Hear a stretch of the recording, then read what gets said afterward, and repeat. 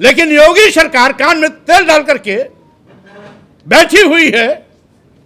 उसको केवल हिंदू मुसलमान दिखाई पड़ता है। बेतहाशा अपराध बढ़ रहे हैं,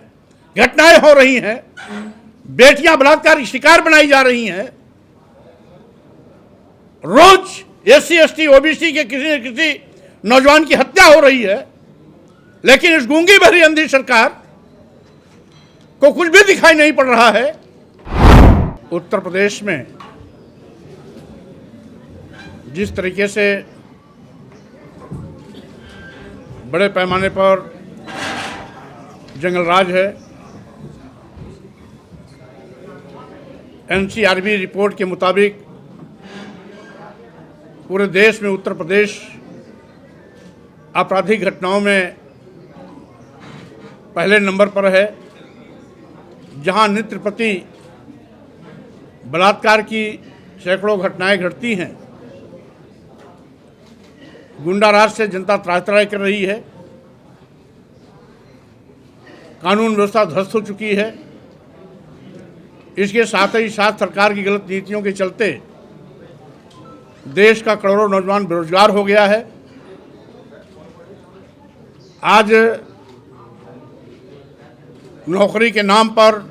श्रम का शोषण हो रहा है। आउटसोर्सिंग नौकरी के नाम पर 8,000, 10,000, 12,000 की नौकरी हाईली क्वालिफाइड नौजवानों को दे करके उनके श्रम का दोहन किया जा रहा है, शोषण किया जा रहा है। महंगाई से आम जनता त्रस्त है। वहीं पर 140 करोड़ की आबादी में 80 करोड़ जनता की जिंदगी 5 किलो 10 किलो चावल पे आके ठहर गई है। यानी इस देश में 80 करोड़ लोग ऐसे हैं जिनकी जिंदगी ही 5 किलो 10 किलो चावल पर चलती है। तो स्वाभाविक रूप से ऐसे 80 करोड़ लोगों के सारे सपने ध्वस्त हो चुके हैं। वो अपने बेटे बेटियों को, बच्चों को doctor, engineer, professor, advocate, IAS, IPS बनाने का सपना देखना तो दूर,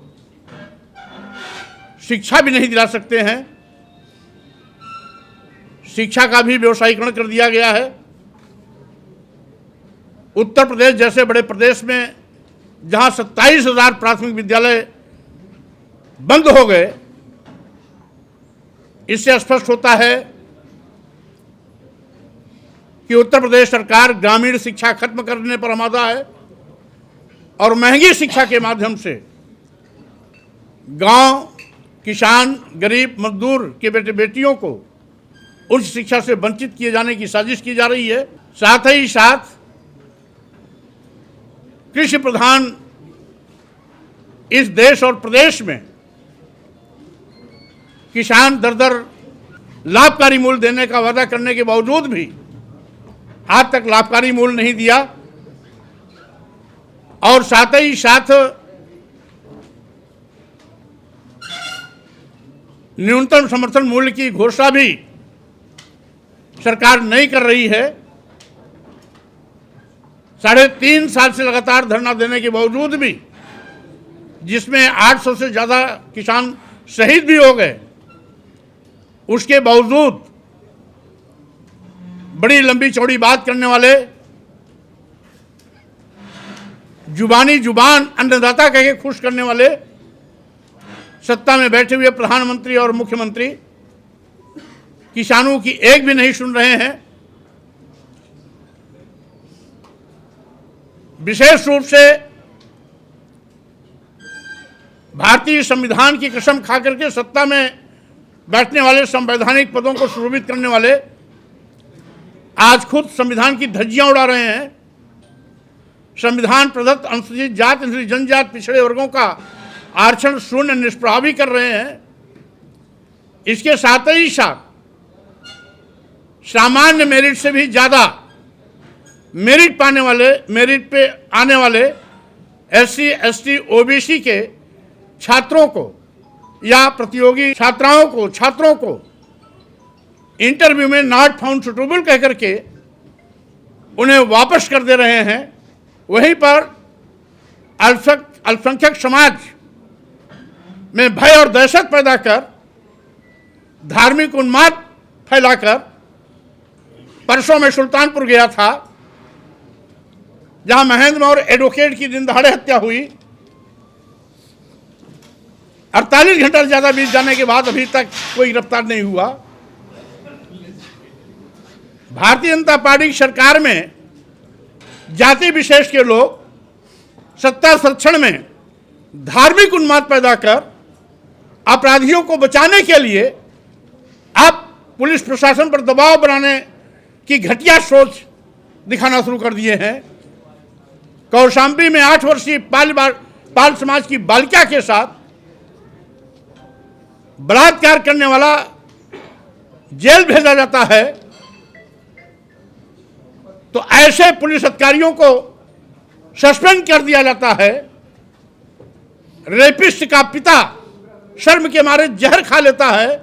उसकी मौत हो जाती है, तो उसमें दोषी बलात्कारी को बचाने के लिए पीड़िता के पिता, चाचा और उस गांव के प्रधान के भाई को जेल भेज दिया जाता है। लेकिन योगी सरकार कान में तेल डाल करके बैठी हुई है, उसको केवल हिंदू मुसलमान दिखाई पड़ता है। बेतहाशा अपराध बढ़ रहे हैं, घटनाएं हो रही हैं, बेटियां बलात्कार की शिकार बनाई जा रही हैं। रोज SC ST OBC के किसी न किसी नौजवान की हत्या हो रही है, लेकिन इस गूंगी भरी अंधी सरकार को कुछ भी दिखाई नहीं पड़ रहा है, जिसको देखते हुए कई राजनीतिक पार्टियों ने यह निर्णय किया कि उत्तर प्रदेश से भाजपा सरकार को खत्म कर, भाजपा सरकार को सत्ता से बाहर कर उत्तर प्रदेश को बचाने का काम करना चाहिए। और इसमें आज विशेष रूप से अपनी जनता पार्टी के नेतृत्व में आज राष्ट्रीय समानता दल के राष्ट्रीय अध्यक्ष श्री मोतीलाल शास्त्री जी,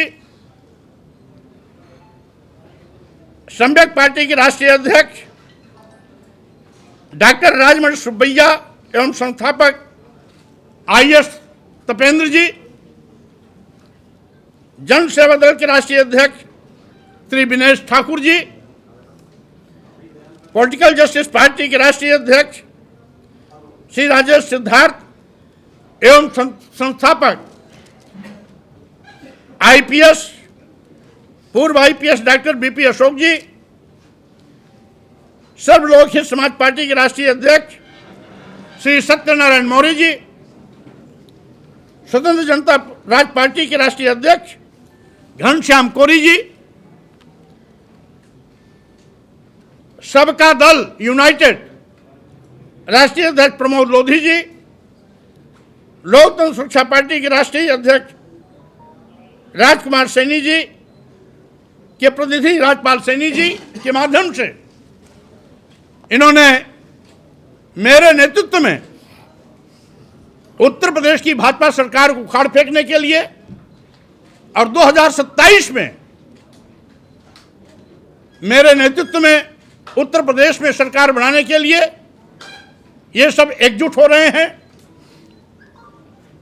और साथ ही साथ इस बैठक में उपस्थित हमारे इन सभी पार्टियों के अन्य सामान्य नेतागण और अपनी जनता पार्टी के हमारे राष्ट्रीय उपाध्यक्ष सुप्रीम कोर्ट के एडवोकेट भाई शादाब खान जी, राष्ट्रीय महासचिव दिलीप चौधरी जी, हमारे प्रदेश अध्यक्ष भाई सुभाष चंद्र कोरी जी के साथ साथ यहाँ पर सभी नेतृमंडल उपस्थित है। मीडिया के माध्यम से अवगत करना चाहता हूँ कि इस विशेष रूप से उत्तर प्रदेश जो देश का सबसे बड़ा प्रदेश है, यहां पर हम लोग सामूहिक रूप से मिलकर काम करेंगे और साथ ही साथ मकसद है उत्तर प्रदेश में हम सब मिलकर सरकार बनाएंगे और जो भाजपा सरकार है, जिस तरीके से अभी पूर्व में संविधान बचाओ भाजपा हटाओ के नाम पर चुनाव लड़कर के केंद्र में भाजपा को बैसाखी पे लाके खड़ा किया गया, उसी प्रकार से उत्तर प्रदेश बचाओ भाजपा हटाओ के नारे के साथ उत्तर प्रदेश को भाजपा मुक्त करने के लिए हम सब एक लोक मोर्चा के रूप में संयुक्त रूप से काम करेंगे और विशेष रूप से जो आज उत्तर प्रदेश में हाहाकार मचा हुआ है, उत्तर प्रदेश की जनता त्रस्त है, चारों ओर गुंडाराज है, कहीं स्कूल बेचा जा रहा है, कहीं स्कूल बंद किया जा रहा है, तो कहीं देश बेचने का पाप किया जा रहा है। इन सब को देखते हुए जो विशेष रूप से वंचित समाज है, यानी इस देश के ऐसे बहुतेरे समाज जिनको आज तक सत्ता में किसी ने भी हिस्सेदारी नहीं दी है, इसलिए जो भारतीय संविधान में प्रतिनिधित्व दिए जाने का प्राविधान कभी बाबा साहब डॉक्टर अंबेडकर ने सोचा था, जिसके बिना पर सामाजिक परिवर्तन के महानायक मानवर कांशीराम जी ने एक स्लोगन दिया था, जिसकी जितनी संख्या भारी उसकी उतनी हिस्सेदारी के रास्ते चलते हुए हम समाज के सभी वंचित उपेक्षित समाज को कोशिश करेंगे सत्ता शासन में हिस्सेदार बनाकर हुक्मरान बनाने का, सम्मान स्वाभिमान के साथ जीने का, प्रदेशवासियों को अवसर देने का हमारा प्रयास होगा। इसी के साथ ही साथ जो आज यहाँ पर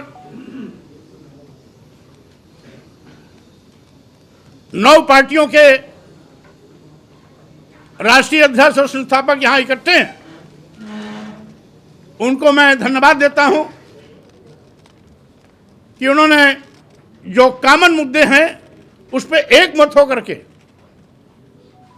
बिना शर्त हम लोग सब एक मोर्चे में इकट्ठे हो रहे हैं और साथ ही साथ हमारी प्राथमिकता होगी वंचित समाज की सहभागिता, समानुपातिक हिस्सेदारी और इस देश में समय समय पर समतामूलक समाज बनाने का जो आंदोलन, विचार या दर्शन हमारे महापुरुषों ने दिया है, उस रास्ते पर चलते हुए देश और प्रदेश को विकास पथ पर आगे ले जाना, सबके सम्मान स्वाभिमान की रक्षा करना, सभी की